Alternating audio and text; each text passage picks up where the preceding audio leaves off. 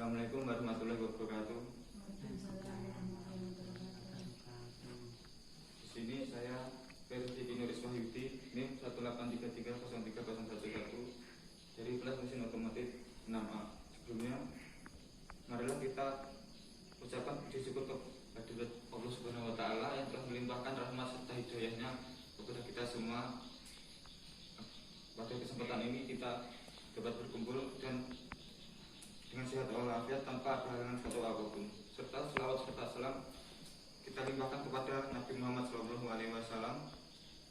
yang telah membimbing kita dan yang kita nantikan sahabatnya di hari kiamat nanti. Di sini saya akan mempresentasikan materi sumber ajaran Islam. Di sini bukan maksud untuk menggurui atau menceramai, ini sebatas sebagai tugas dari mata kuliah agama Islam. Sumber ajaran Islam. Secara garis besar sumber ajaran Islam terdiri dari yang pertama adalah Al-Quran, Al-Hadis, dan Ijtihad. Mulai dari yang pertama Al-Quran. Al-Quran merupakan kitab suci sekaligus menjadi sumber utama dalam penetapan hukum. Dengan demikian, semua ketentuan hukum yang berlaku tidak boleh bertentangan dengan aturan-aturan yang termuat dalam Al-Quran.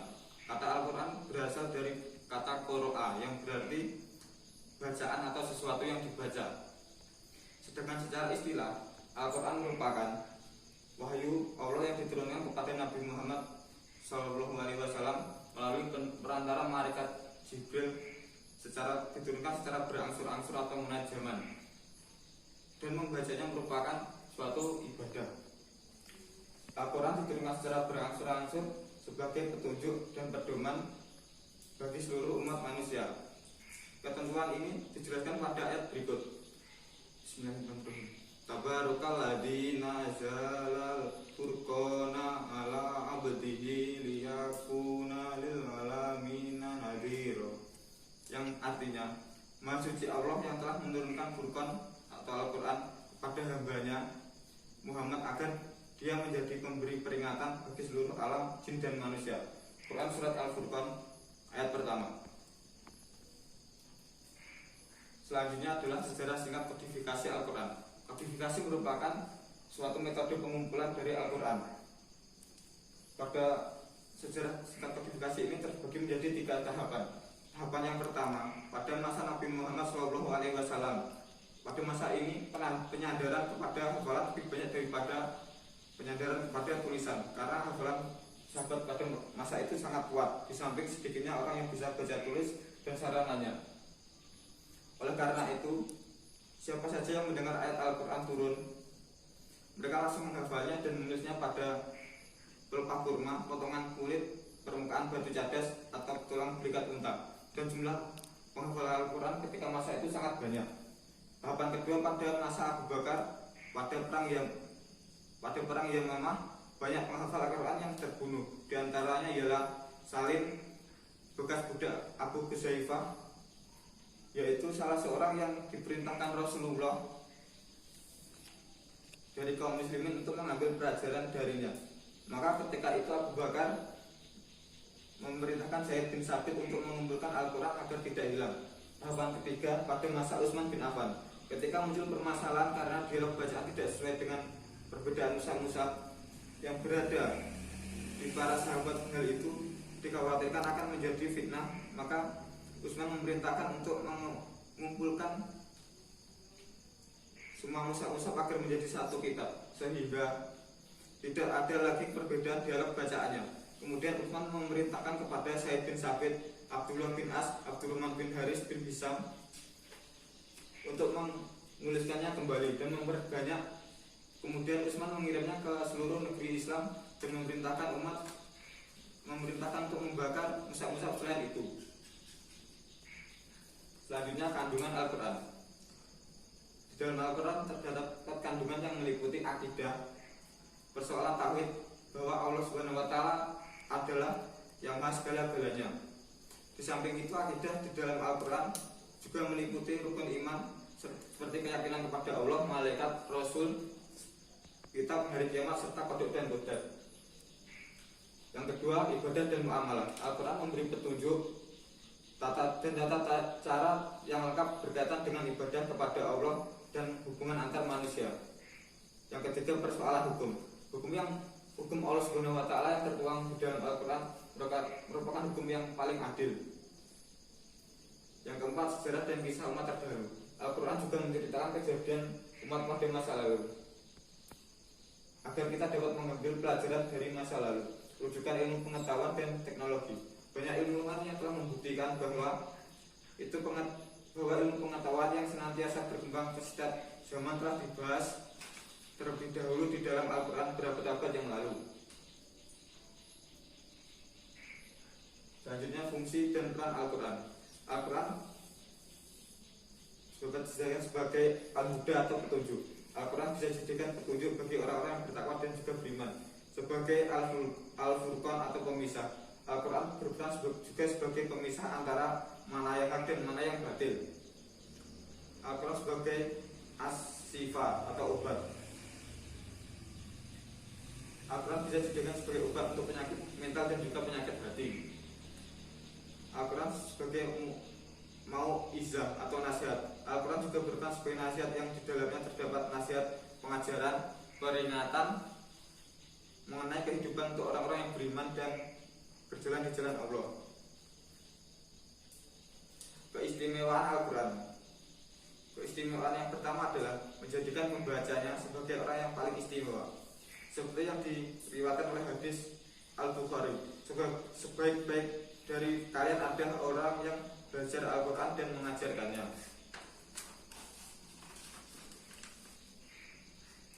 Dan membaca Al-Quran melipat gandakan pahala pembacanya. Orang yang membaca Al-Quran maka setiap huruf yang dibacanya akan menjadi kebaikan dan setiap kebaikannya akan dilipat gandakan menjadi 10 kebaikan. Hadis riwayat Tirmizi.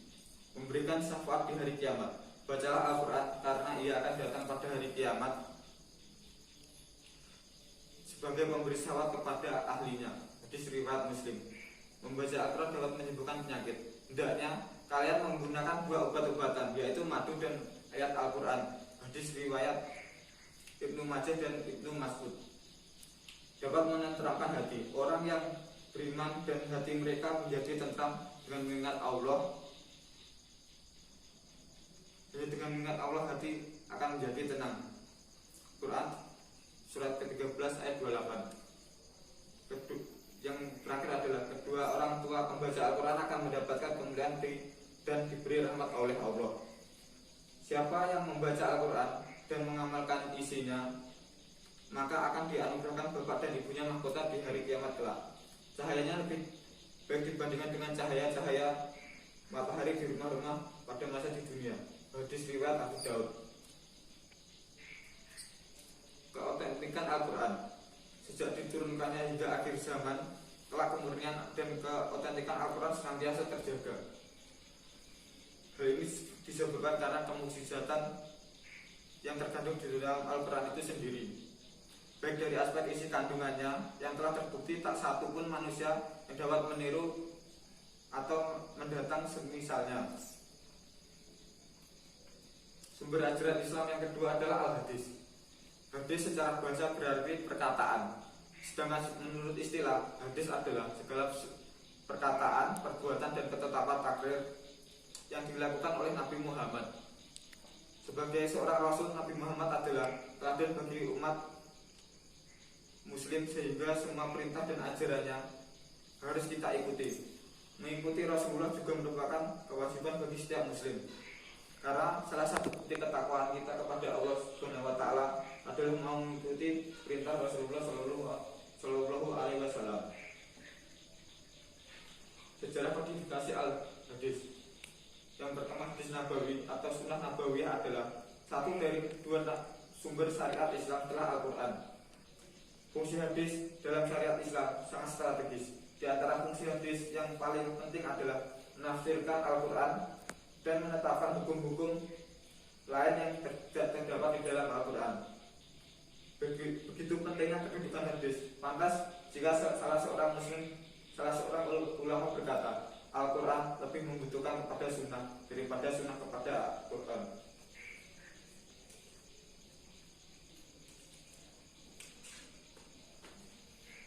Macam dan tingkatan hadis. Macam hadis sebagai berikut. Yang pertama adalah hadis mutawatir. Hadis mutawatir adalah hadis dari Rasulullah Shallallahu Alaihi Wasallam. Yang kedua, hadis ahad. Hadis ahad yaitu hadis yang diriwayatkan oleh seorang atau lebih, tetapi tidak mencapai tingkatan mutawatir. Tingkatan hadis sebagai berikut. Yang pertama adalah hadis sahih. Menurut Imam ahli hadis Ibnu Solan, hadis sahih ialah hadis yang tersambung sanadnya. Yang kedua, hadis hasan. Hadis hasan ialah hadis yang banyak sumbernya atau jalannya, di kalangan perawinya tidak ada yang disangka dusta dan tidak sesat. Yang ketiga, hadis dhaif. Hadis dhaif ialah hadis yang tidak tersambung atau terputus sanadnya dan diriwayatkan oleh orang yang tidak adil dan tidak dobit, sat dan cacat. Kedudukan hadis terhadap Al-Quran dari segi statusnya sebagai dalil dan sumber hukum ajaran Islam, menurut jumhur ulama adalah menempati posisi kedua setelah Al-Quran. Hal tersebut terutama ditinjau dari segi huruf atau sebutnya. Al-Quran bersifat qat'i, sedangkan hadis kecuali yang berstatus mutawatir sifatnya jami al-wurud. Oleh karenanya yang bersifat qat'i atau pasti didahulukan daripada yang bersifat jami. Hadis sebagai sumber hukum baru. Dalam uraian tentang Al-Quran telah dijelaskan bahwa sebagian besar ayat-ayat hukum dalam Al-Quran adalah dalam bentuk garis besar dan yang secara amaliah belum dapat dilaksanakan tanpa penjelasan dari hadis. Dengan demikian, fungsi dari hadis adalah untuk menjelaskan Al-Quran. Hal ini telah sesuai dengan penjelasan Allah Subhanahu wa taala dalam surat An-Nisa ayat 64 yang berbunyi, dan kami tidak menurunkan kepadamu Alkitab atau Al-Quran ini melainkan agar kamu dapat menjelaskan kepada mereka apa yang mereka perselisihkan itu. Sumber ajaran Islam yang ketiga adalah ijtihad.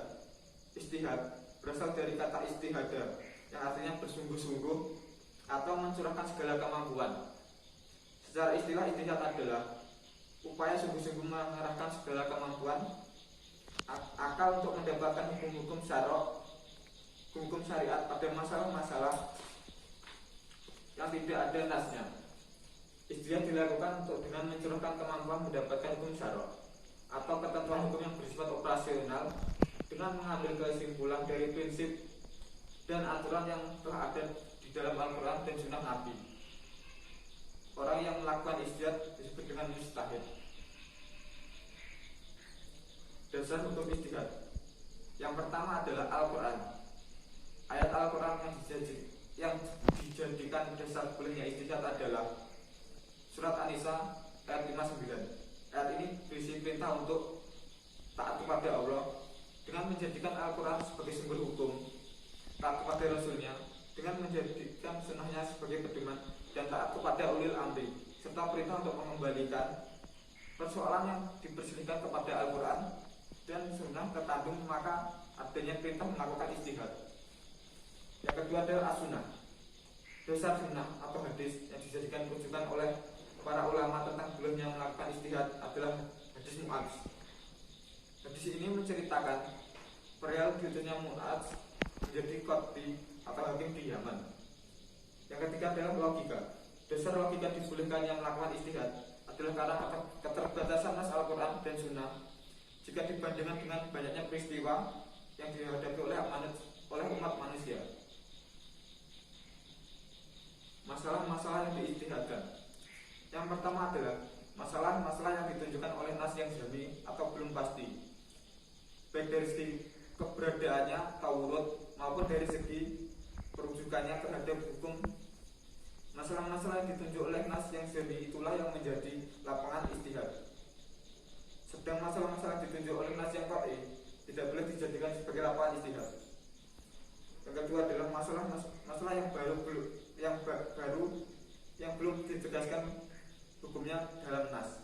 Masalah baru yang belum diijmakan, masalah yang diketahui ilat atau alasan hukumnya, seperti dalam masalah muamalah. Macam-macam ijtihad. Yang pertama adalah ijma. Ijma adalah suatu kesepakatan para ulama dalam menetapkan hukum agama Islam berdasarkan Al-Quran dan hadis dalam suatu perkara. Maslahah mursalah. Maslahah mursalah adalah suatu cara penetapan hukum berdasarkan pertimbangan manfaat dan kegunaannya.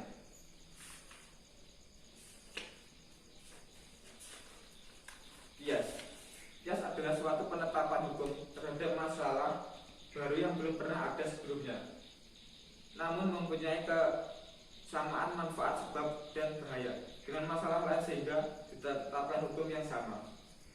Istisab adalah suatu penetapan suatu hukum atau aturan hingga ada alasan yang tepat untuk mengubah ketetapan tersebut. Urf adalah penetapan bolehnya suatu adat istiadat dan kebebasan suatu masyarakat selama tidak bertentangan dengan Al-Quran dan Al-Hadis. Dan terakhir adalah istisan. Istisan adalah suatu tindakan meninggalkan satu hukum kepada hukum lainnya karena adanya dalil syarak yang mengharuskannya. Syarat orang yang melakukan istihad. Orang yang melakukan istihad adalah seorang mustahid. Menurut Yusuf Al-Qaradawi dalam bukunya Al-Istihad Al-Syariah Al-Islamiyah mengatakan bahwa ada 8 syarat yang harus dimiliki oleh seorang mustahid.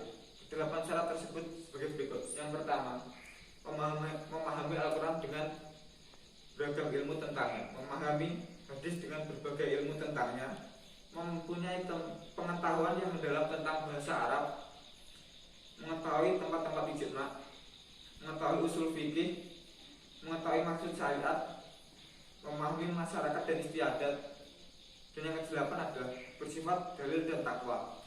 Selain 8 syarat tersebut, beberapa ulama menambahkan 3 syarat lain sebagai berikut. Yang pertama, mendalami ilmu usuluddin atau pokok-pokok agama. Yang kedua, memahami ilmu mantik atau logika. Dan yang terakhir adalah yang ketiga, menguasai cabang-cabang fikih. Sekian presentasi materi sumber ajaran Islam yang dapat saya sampaikan. Terima kasih atas perhatiannya. Bila topik walidaya. Wassalamualaikum warahmatullahi wabarakatuh.